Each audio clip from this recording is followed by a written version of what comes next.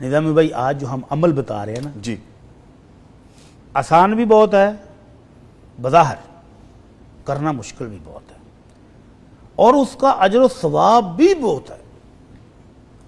ہم دیکھتے ہیں کہ فیملیوں میں لڑائی، ایون سگے بہن بھائیوں میں آج کل رنجش عام سی بات ہے، چپکلش ختم ہونے کا نام نہیں لیتی۔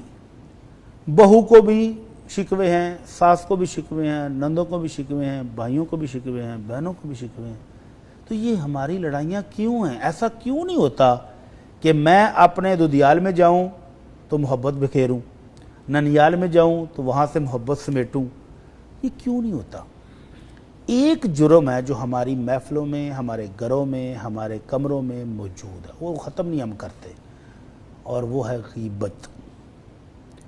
کسی کا عیب پکڑا اور اس کو خوب ہم نمک مرچ مسالہ لگا کے فون پر شیئر کرتے ہیں، دوستوں کو بھی بلا رہے ہیں، فیملی ممبران کو بھی بتا رہے ہیں، گھر میں بھی ڈسکس ہو رہی ہے، اور اس وجہ سے جب وہ اس بندے تک بات پہنچتی ہے کہ فلاں نے فلاں جگہ بیٹھ کے میرے بارے میں یہ کہا ہے، تو نفرتوں کے پہاڑ بن جاتے ہیں۔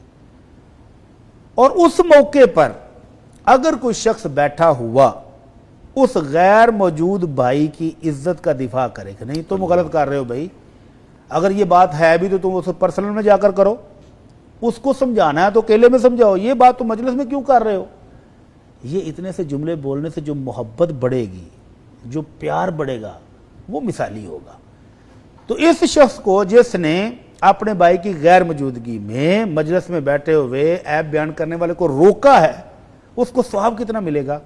نبی کریم صلی اللہ علیہ وسلم فرماتے ہیں من رد عن عرض اخیہ بالغیبہ، جی بھائی کی غیر موجودگی میں اس کی عزت کی حفاظت کی، اس پر طنز کرنے والوں، تانے مارنے والوں، الزام تراشیاں کرنے والوں کو روک دیا ہے، کان حقا علی اللہ ان یعتقہ من النار، اللہ پر یہ لازمی ہے کہ قیامت والے دن وہ اس کو جہنم سے آزاد کر دے گا۔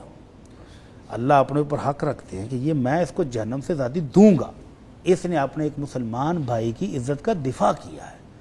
تو اگر ہم یہ غیر موجودگی میں اپنے بھائیوں کی عزت کا دفاع کرنا شروع کر دیں، ہماری مجلس سے غیبت ختم ہو جائے گی۔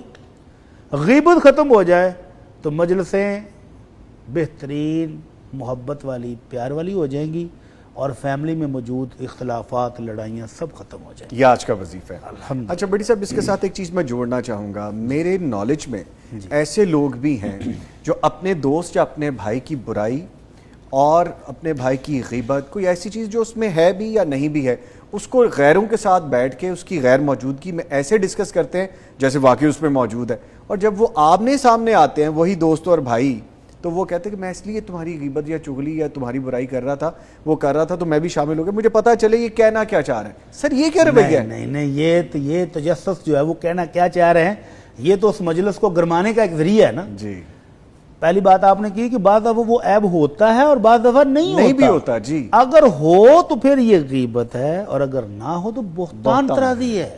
دونوں کبیرہ گناہ ہیں، بغیر توبہ کے معاف نہیں ہوں گے، اور جس شخص کی یہ کی ہے اس سے بھی معافی مانگے بغیر معافی بھی نہیں۔